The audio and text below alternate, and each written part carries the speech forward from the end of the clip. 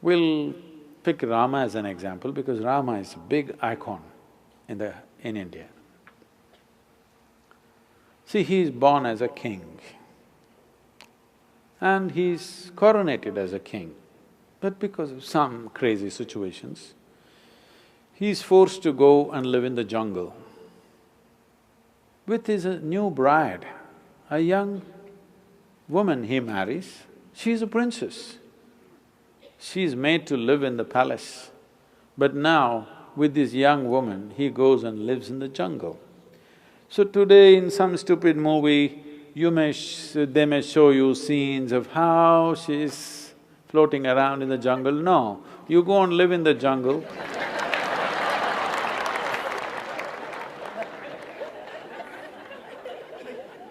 However pretty you think you are right now, 1 month you go live in the jungle, we can't recognize you after that. So this princess, forced to live in the jungle, and fortunately his brother follows him, knowing the difficulties that they may face. He leaves his own family, goes there to serve his brother and his sister-in-law. I was touring Andhra Pradesh just 10 days ago, 15 days ago. I'm in a small town. One 14-year-old schoolgirl stands up and says, "Sadhguru, how is it possible that Sita gets kidnapped and taken to Sri Lanka and Rama walks all the way from Ayodhya to Sri Lanka? How is it possible? Is it true?" Then I asked her, "See, you're still a young girl, one day you will find a man. When you find a man, would you like to find a man that if you get lost somewhere, he will walk all the way? Or he thinks it's not practical?"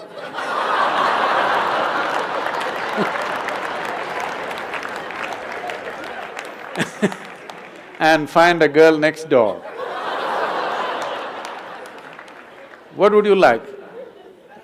Even the 14-year-old girl knows she wants a man who'll walk all the way.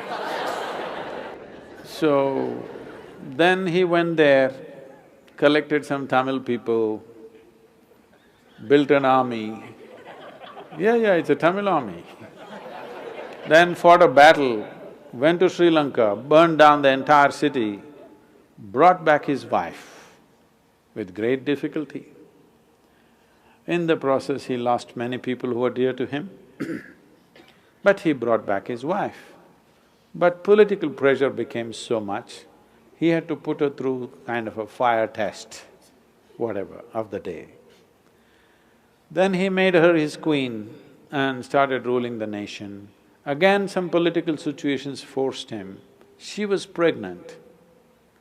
At that time, he had to again send her back to the jungle. No sonogram. So he does not know whether it's a boy or a girl or boys or girls, what. She goes into the forest and delivers 2 boys, twins. Unknowingly, not knowing that they are his children, he fights a battle with them. He could have killed them, not knowing they are his children. If you somehow, so happened by accident, you killed your own children, can't be a worse tragedy in your life, isn't it? Terrible thing to do. He almost got close to it, he almost killed them, but fortunately they did not die in the battle. And then she died in the jungle, never again saw his face. You call this a successful life? I'm asking you, you call this a successful life? No. But we worship him not because he was a super success of the day. Any one of these events happened in your life, most people would be broken, bitter for the rest of their life. No matter what happened, he never became bitter. He never became angry. He never became hateful. He took all the action that he had to take. He fought battles, but never got angry, never became hateful, never became bitter in his life.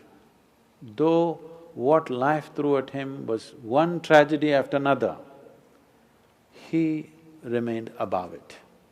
And we worship that because essentially, essentially in your life, this is all it is. What the world will throw at you, it is not 100% your choice. To some extent we can control, that's about it. World may throw anything at you, we don't know what it will throw at you. It may throw disease at you, it may throw death at you, it may throw bullets at you, it may throw shame at you, it may throw all kinds of things. But what you make out of it is 100% yours. Now, this one thing, if you take charge, no matter what world throws at you, you will turn it into your well-being. Then, where you go, what kind of situations you live, whether you go to heaven or hell, doesn't matter because whatever is thrown at you, you know you will turn it into well-being. This quality is what we are worshipping. This quality is what is worth worshipping because this is true with every one of us. If world throws nastiness, you will become nasty. World throws bitterness, you will become bitter. World throws anger, you will become angry. This is the way most human beings live. Because he lived above that, we said he is godlike. But what happened in their life, the physical events of their life, if you look at it, it's one big tragedy. At the age of 32, you got nailed, had a terrible death. You call that a successful life? No. But we bow down to him because it seems, we don't know, but we believe, or people have believed always, that even when he was nailed, he said, they know not what they're doing, forgive them. For that we bow down to him, not because he got nailed. Because getting nailed is not a successful life, isn't it? But even if you nail him, he did not lose his quality.